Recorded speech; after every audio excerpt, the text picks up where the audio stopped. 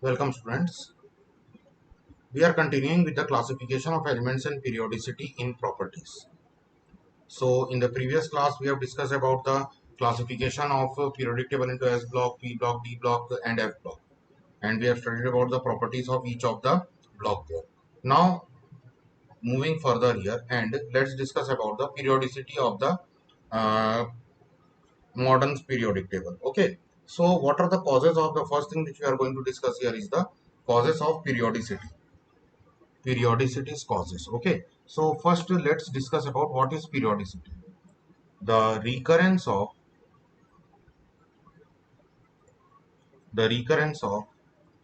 similar properties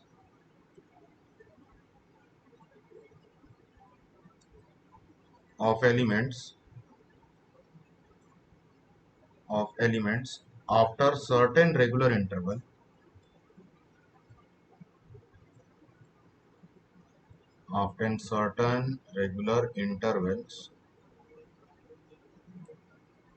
when they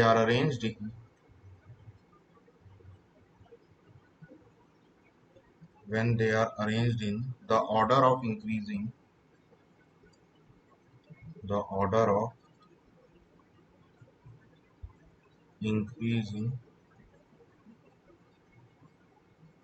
atomic number is periodicity. Okay, in the modern periodic table, it is the periodicity.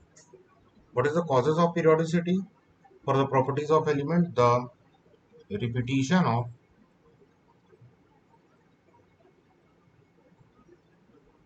the repetition of similar electronic configuration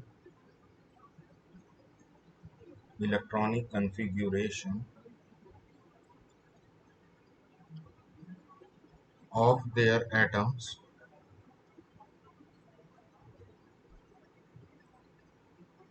in the outermost energy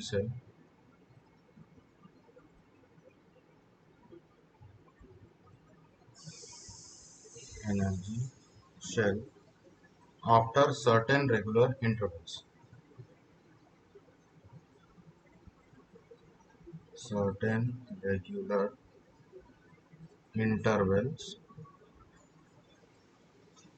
It is termed as the periodicity. Okay, here it is the cause of periodicity. Okay, so as we know that in the generally lithium, sodium, potassium. Okay, for this if I am going to see 1s2 2s1 1s2 2s2 2p6 3s1 1s2 2s2 2p6 3s2 3p6 4s1. Okay, so here we will see that the repetition of same kind of nature is been seen out here in this type of element. So this thing shows the periodicity here. Okay, now we are going to study about the trends in the physical properties of the elements in the periodic table. Okay, trends in the physical properties of the elements in the periodic table. So first we are going to see the atomic radius as the physical property. Okay, we are going to compare the atomic radius as the physical property for the different elements in the periodic table, and what is the trend which has been followed out there. Okay, so what is the atomic radius? The distance of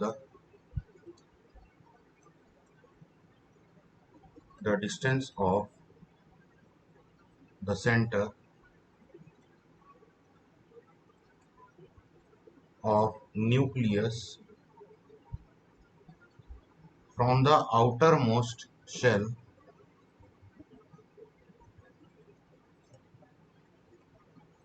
of electron is called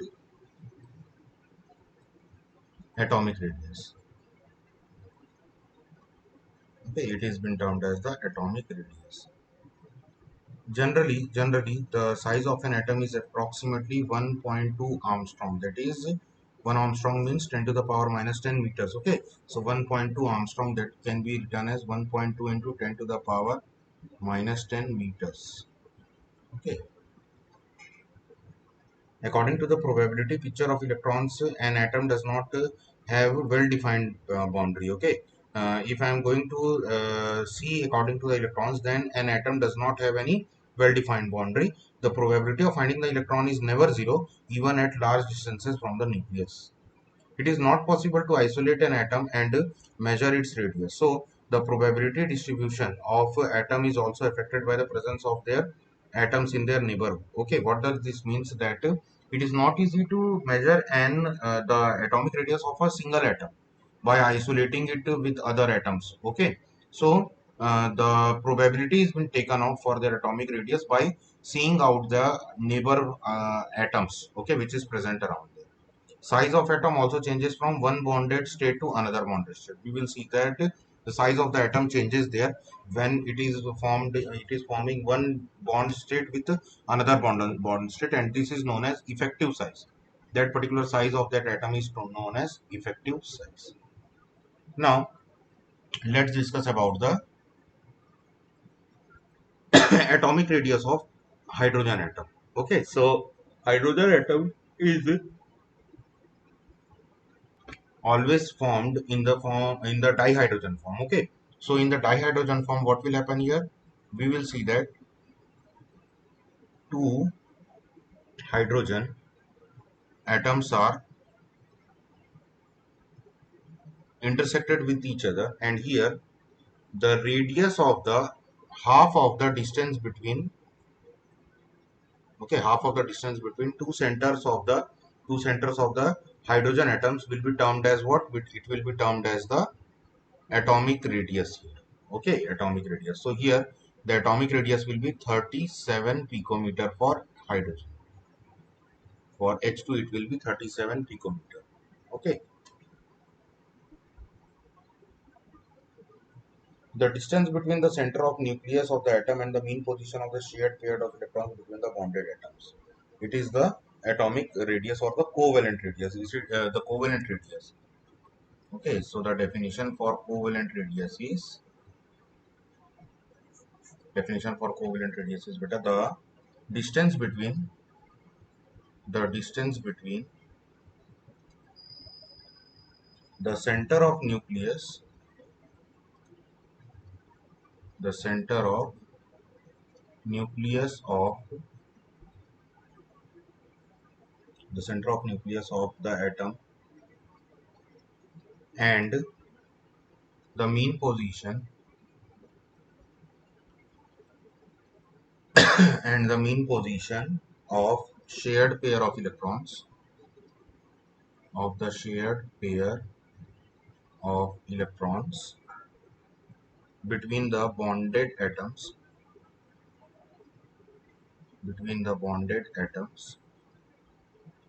is called the covalent radius. Okay, it is termed as the covalent radius. Next is the metallic radius. Okay, next is the metallic radius. The definition for metallic radius is one half of the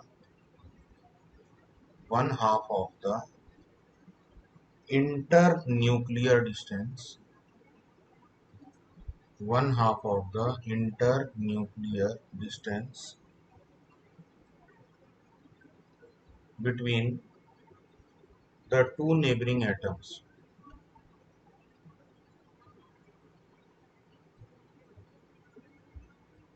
between the two neighboring atoms of a metal in a metallic lattice in a metallic lattice is called the metallic radius. Okay, this is termed as the metallic radius. For example, the distance between two adjacent copper atoms in a metallic copper is, okay, for copper this distance is between two different atoms of metal between two different atoms of copper in a metallic lattice is 256 pm. Okay, picometer, 256 picometer. Okay, so here the radius will become 256 divided by 2, that is 128 picometer. This will be the metallic radius for copper. Okay, so what will be the variation in the periodic table for the atomic radii? Okay, what will be the variation of the periodic table in the variation in periodic table for atomic radii? Atomic radii. First, variation in a period. Okay, first in period, which kind of variation will be seen out there? So there we will observe that the atomic radii decreases with the increase in atomic number. Okay, in the period we will see that the atomic radius will decrease. Atomic radii decreases with increase in atomic number. With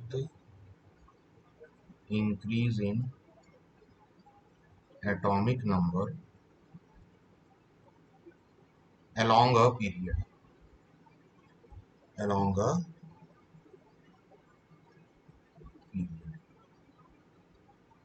Okay, it means that if you are moving left to right in a period, in a periodic table, then the atomic size will be decreasing. Okay, atomic size will be decreasing. It means that for lithium, it will be having more size as comparison to that of the fluorine, because they both are present in same period, and lithium is present to the left hand side of the periodic table, while the fluorine is present at the extreme right hand side of the periodic table. So hence the size of the lithium will be larger than that of the fluorine here.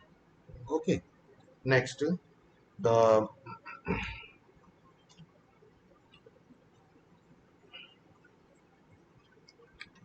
next let's discuss about the van der Waals radius. Van der Waals radius, one half of the internuclear, one half of the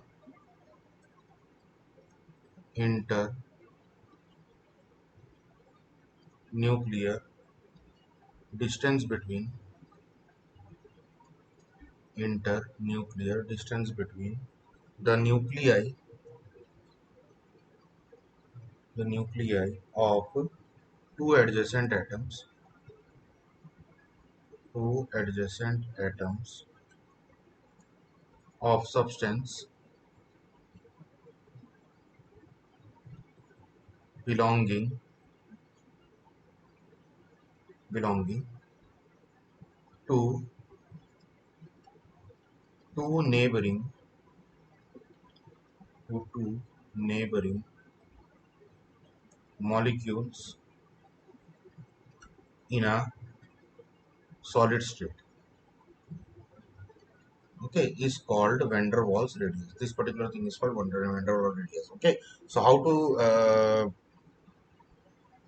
geometrically explain this thing? Okay, so geometrically we can explain this thing by the funda that, okay, two atoms I am taking, which are doing the structure like this. Okay, and two more atoms are there.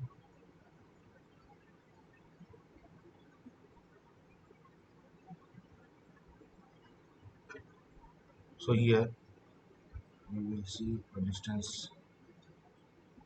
Okay, so the total distance between this particular two van der Waals, this is for chlorine. Okay, one Cl2 and this is two second Cl. So the different distance between the two different molecules, okay, two different dichlorides, here it is 360 pm, 360 pm, and here the half will be 180 pm, which is the van der Waals radius. Okay, this is the van der Waals radius. This is the van der Waals radius.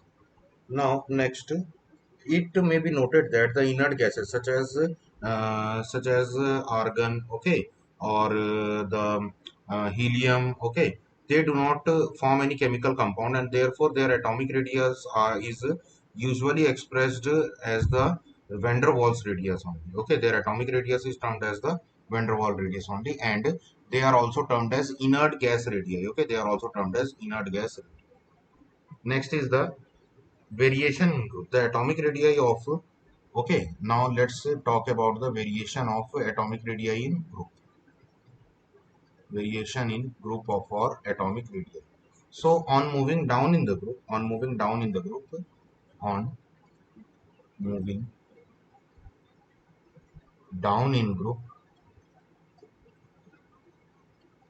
the shells in atom increases. The shells in atom increases, and hence the atomic radii increases, and hence the atomic radii also increases. Okay, due to the increase in the number of the shell, there we will see that the atomic radii is also increasing out down in the group. Next, we are going to talk about the ionic radii. Ionic radius. Okay, ionic radius. What is ionic radius? So the effective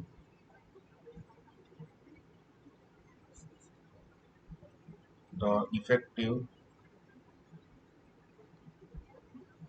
distance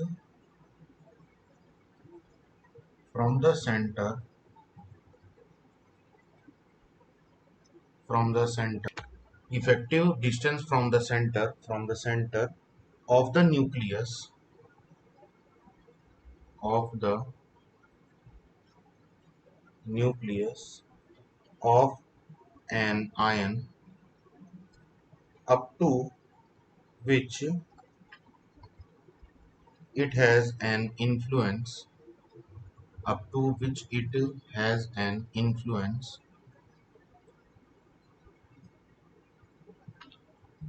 in the ionic bond in the ionic bond is called the ionic radius. Okay, it is particularly termed as the ionic radius. Okay, so here we can represent ionic radius such as if two atoms are ionically compounded like this. Okay, if two elements are ionically compounded like this, then here the half of the distance between this O and O dash will be termed as the ionic radius. Okay, it will be termed as the ionic radius. So we will see that the radius of positive ions is always smaller than that of the parent atom because they have loosed out the electrons there, and the radius of the negative ions will be larger than that of the parent atom because they have accepted the electrons there. Okay, so what is the trend here for the what is the trend here for that of the atoms in the the radius, ionic radius for the elements in the periodic table. So on moving in the period, on moving from left to right in the period, we will see that the ionic radius, okay, the ionic radius is decreasing out there. Okay, in period, in period, on moving from left to right, on moving from left to right, the atomic size decreases, the ionic radius decreases, the ionic radius decreases for the corresponding elements there. Okay, as we are moving from left to right. Similarly, on moving down in the group, down in group, we will see that the ionic radius is increasing, the ionic radius has been increasing out there. Okay, so these are the different trends for the atomic radius, ionic radius for an element in the periodic table. Next particular property, physical property, which we are going to discuss here is the ionization enthalpy. Ionization enthalpy. So first let's discuss about what is ionization enthalpy. So energy required the energy required to remove an electron to remove an electron from isolated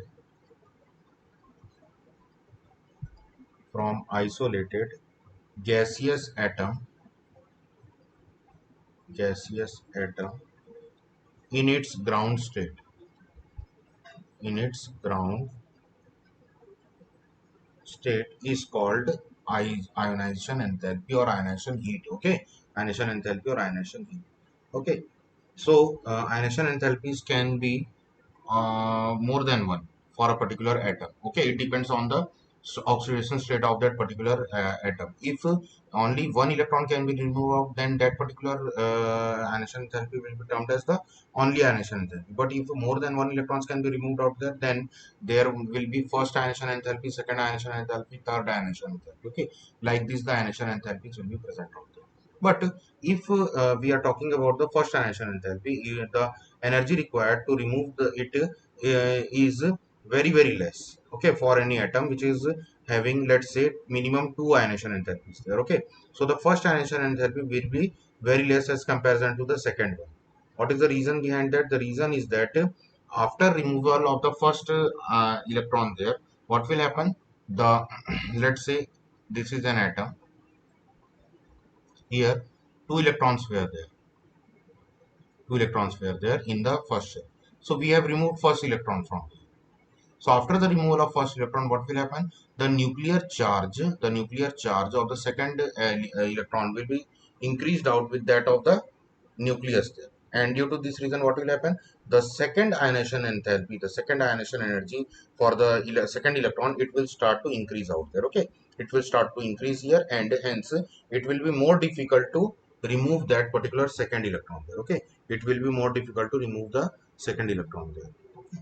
So this is the trend for increasing. When we are increasing the first electron, second electron, third electron, the ionization enthalpy will be increased out there, and hence we will see that there will be problem to remove the electrons after the first one.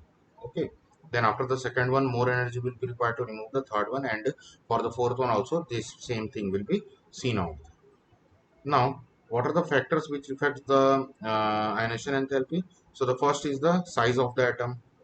The larger the size, the lesser the ionization enthalpy will be there. Okay, factors. If I am going to talk about the factors affecting ionization enthalpy. Okay, factors affecting ionization enthalpy.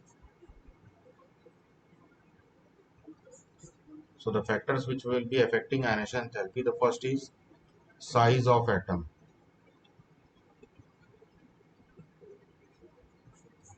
So the size of atom, the radius of the atom is inversely proportional to that of the ionization enthalpy. It means that the lesser the radius, the higher the ionization enthalpy, and the larger the radius, the lesser the ionization enthalpy will be seen out here. Second factor that will affect is the charge on nucleus. Charge on nucleus. Okay. The attractive force between the nucleus and the electron increases with the increase in the nuclear charge. This is because the force of attraction is directly proportional to the product of charge on the nucleus and the electron. Therefore, with the increase in nuclear charge, with the increase in nuclear charge, with the increase in nuclear charge,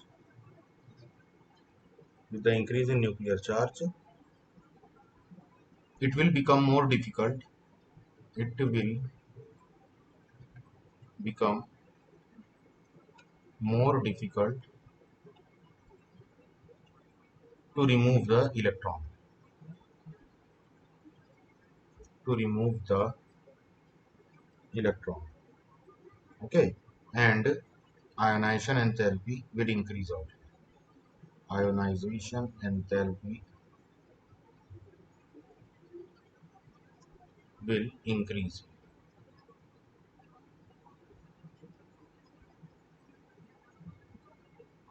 Third,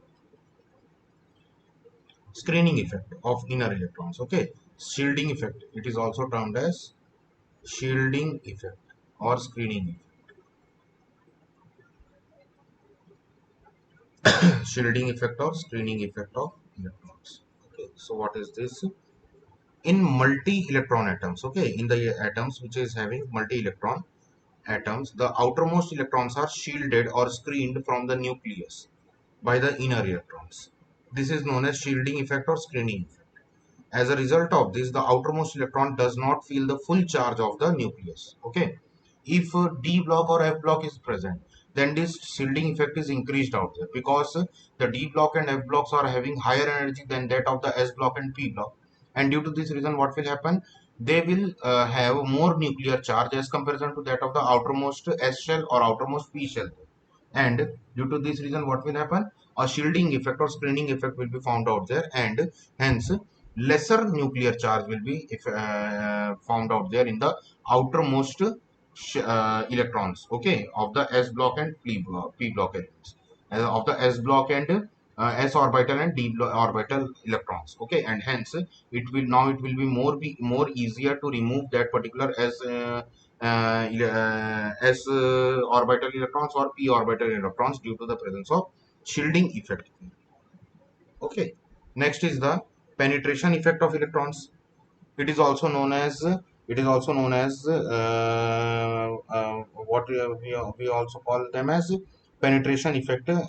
Here we will see that the electron in the S orbital has the maximum probability of being found near the nucleus, and this probability goes on decreasing when we are increasing the energy of the orbitals. Okay, so in case of P, D and F, the probability of founding the atoms near the nucleus, it will start to decrease out.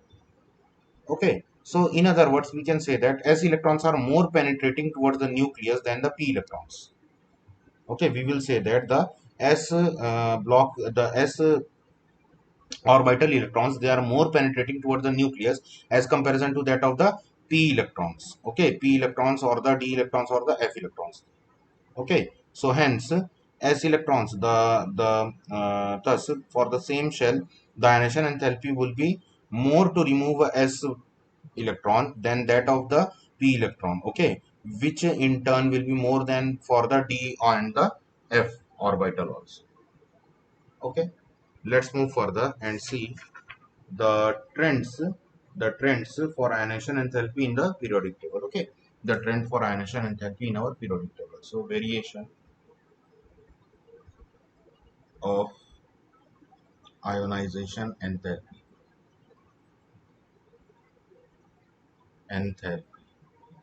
in periods. So in periods we will see that the ionization enthalpy is increasing. Okay, in period we will see that with the increase in the atomic number, the ionization enthalpy is increasing out there. Okay, on moving left to right, that is increase in atomic number, increase in atomic number. Okay, in the period we will see increase in ionization enthalpy, ionization enthalpy. Okay, and for the groups, moving down in group, due to increase in size of atom, and also presence of shielding effect,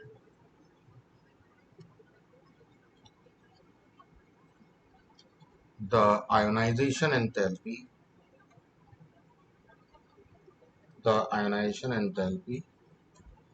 decreases.